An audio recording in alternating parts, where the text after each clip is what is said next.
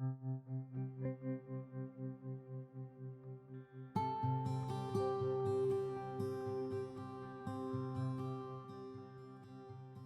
case study from Mount Stuart Infant School focuses on communication and language and mathematics.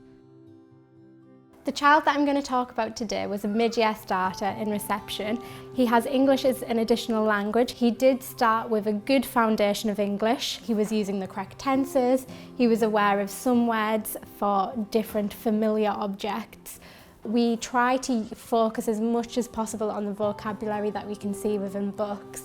We use our story maps to extract this vocabulary, and he was very confident in doing this, especially when we explored Tyrannosaurus strip. He loved the topic of dinosaurs. It was something he was very, very enthusiastic about. Do you want to talk me a little bit more about how that helped with his vocabulary? Yeah, he was able to look at the different descriptive words about the different dinosaurs in this text and then use that in his own retelling of the story, and then using the words in different contexts as well. And he really took that vocabulary.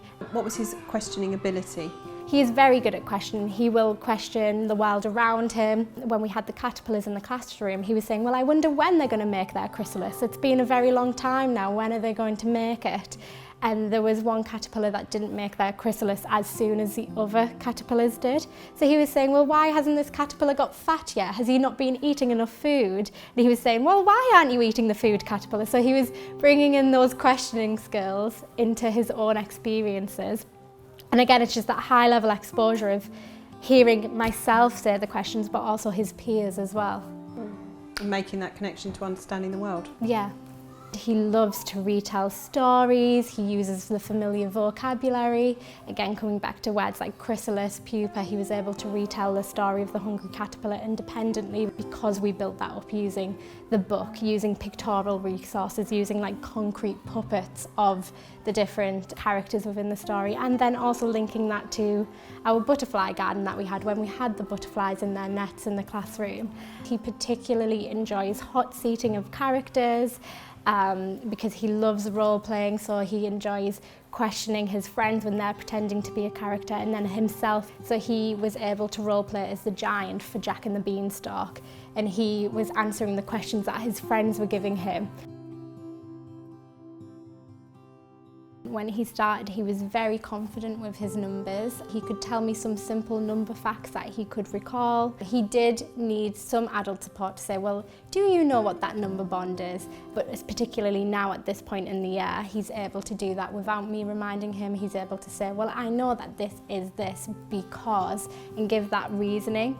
He's very confident at using the tens frames in the classroom, so every morning what we do is the children come in, they find their name and they place it onto the tens frame.